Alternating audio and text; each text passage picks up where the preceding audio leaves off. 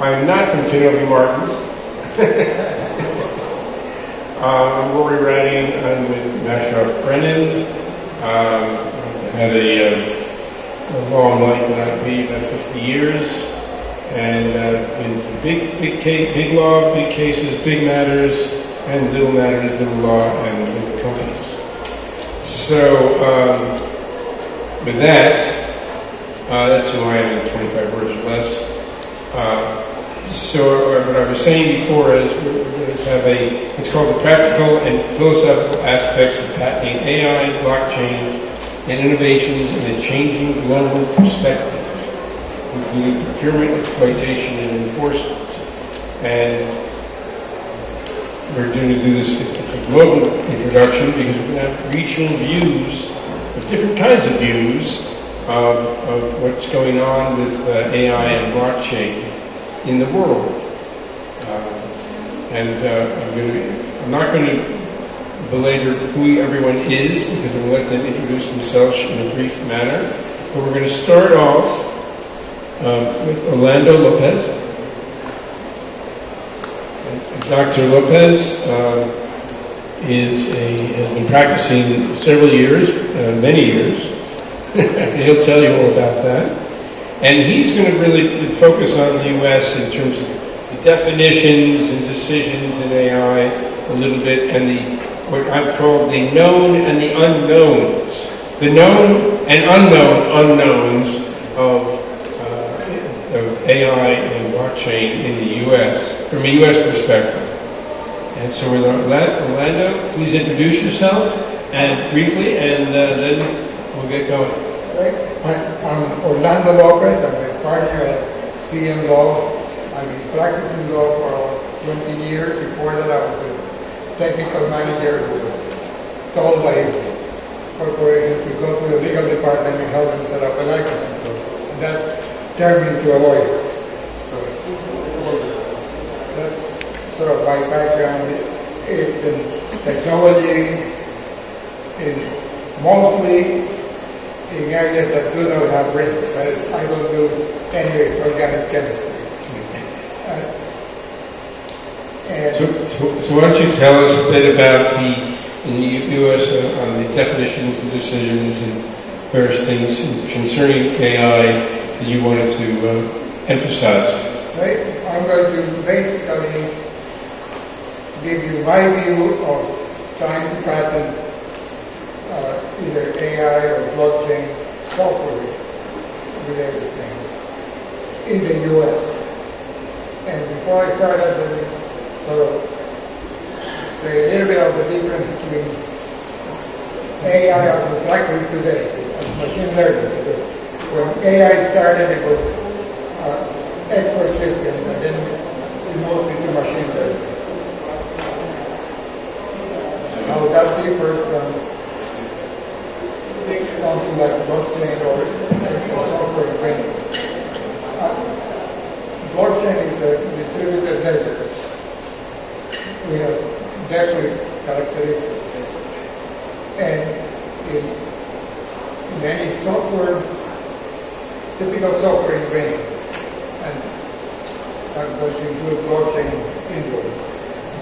We basically give the computer a model and use that model to get answers. In machine learning, we give the computer data for the computer to create a model and then use that model to get answers. So that's what the difference lies. Now, the one interesting thing is that once you get done creating the model of machine learning with AI, you can implement that model in software or hardware. And that's one thing that you should always keep in mind, because it will be easier to get hardware so the patent office. And as long as you show the technological improvement, it's easier to get hardware to the courts. There have been a couple cases, American Axle being one, and there's a case of a digital camera, I think it's Hoover versus Apple, which involved hardware, and yet it was found to be not patent-controlled subject matter. Those are very few. So you should always keep in mind that once you get done creating the model in the AI, run through the process and get the model and use the model. And that's what we have in Gemini. It's an example. As lawyers, we don't like calling an LLM because that's something else to us. But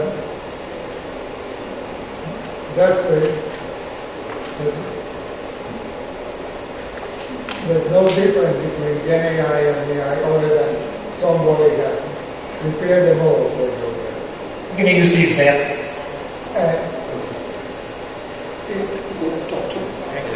Thank you. In both cases, AI and software, you end up using a computer, and that is where the difficulty comes in. Basically, the Supreme Court always had restrictions on what you could patent. You cannot patent the law of nature. You should not try to patent Newton's law. Or a natural phenomenon, something that comes out of a plant. If a spider creates something in the venom that he can use to kill some things, he cannot patent that because it's a natural phenomenon. we know who was the inventor of it. He was the creator. So to the two people who just came in, this is the quiet room because we're not going to use any mics because we're having real problems. So everything's going to be. We don't need the mics. It's okay. It's okay. 3 minutes. what happens after the Alice decision is that the way that the court interpreted Alice was basically much more narrow than what the decision was. And we saw that a use of terminating a case quickly by going to the 101 where it was patentable subject. Balance the short-term returns and the long-term sustainability. Just kill the mics. Those speakers People kill the never mics. kill the mics too in the other room. That's a problem. So we have this graph of basically getting done with the case of the 12v6 motion and moving on. All of these court decisions go up to the Federal Circuit and the Federal Circuit affirming most of them. It took a long time before we saw one decision that they reversed. So this is the climate, and with that broad number of decisions of the Federal Circuit, we have an idea of what the Federal Circuit will decide to be patentable subject matter, especially when it comes to software. Now, I will use the Federal Circuit approach rather than the Patent Office approach, because when I write patents, even though less than 1% of them are going to be enforced in the court, I want to make sure that they're enforceable because that's what makes them sellable. That's what makes my clients be able to sell their company because somebody wants their patent. So if you look at what the Federal Circuit believes to be patentable subject matter, they're looking for a technological improvement to the prior art. While in the patent office you need a practical application, here you need an advance of the prior art. And there are a number of cases. One that I remember is Hawk versus Castle. The reason I remember it is because Hawk went against Castle. When Hawk goes against the Castle, the Hawk is going to lose. So, now, the other requirement is that in the claims, you be specific about how that improvement is made. If you look at those two, they're mixing all of patent law into patentable subject matter. The technical contribution is 1 or 2 and 1, that is anticipation and inventive step, 1 or 2 and 1 or 3 in the newer language. And specificity is clarity. In the APO, in the US it's 112. So they have made a good soup of almost all the statutes into patentable subject matter. But that's what we have to deal with. There is a possible change in the statute, but it hasn't been able to get out of committee for 3 years. So I don't think it's going to happen. Changes to create is to define 101? Yes. Yeah. This is Senator Peters. I have asked so much about it, and now I'm in his email list.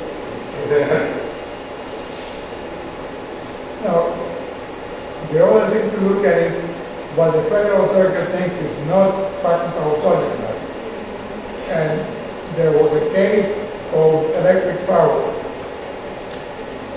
that started this. It basically says that if you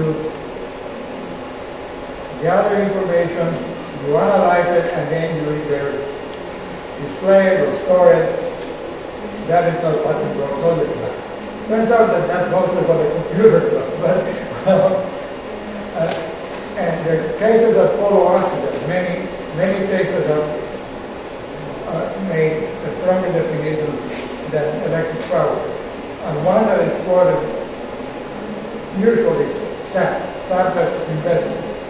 Because in SAP it says, if in the analyzing we're using very creative mathematical techniques, it is still an abstract idea, and it's not patentable subject matter. So there is a glimmer of hope in electric power. The case says that if you create new data, they'll take a second look at it. So if you create new data and convince them that that leads to a technological improvement, you might be able to get that done. So that's. Orlando, so in terms of generative AI, what do you think? What do you think is going to happen here? Because I know there are patents already that have been issued on the use of AI. Or if you're using Gen AI to create a technological improvement, no problem. If you want Gen AI by itself, you are collecting data, you're analyzing, and then you're setting up this model to use it. That runs into electric power from day one. So that's where one interesting thing to do is to look at what has not been declared patentable. These are cases where it went to the patent office grants a patent, person tries to apply it, and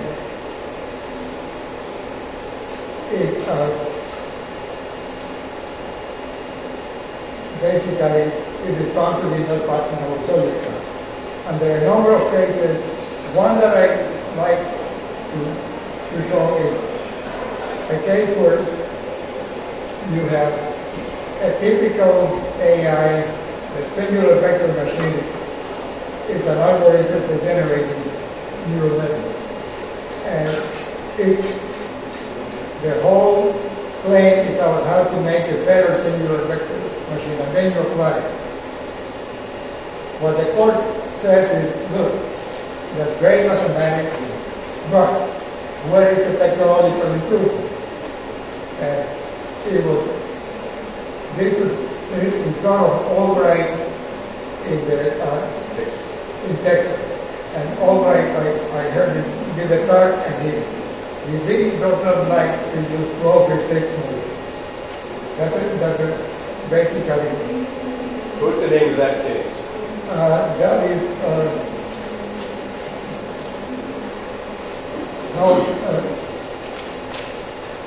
Health Discovery Corporation versus Intel. Health Discovery Corporation versus Intel. And it's a 2021 decision of all right. They didn't go to the federal circuit because I could have told them what would happen. Now, there's only one blockchain case that I know at the federal circuit, and that is Radding versus Boston Consulting Group. And this is basically a case of the claim is for a system, and the system has components that are pieces of hardware. They have a spectrum analyzer or a spectrometer to create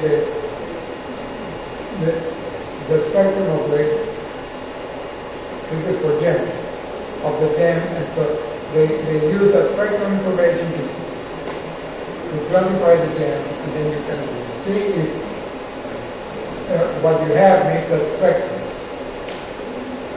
You store this in a blockchain because it's a good way of,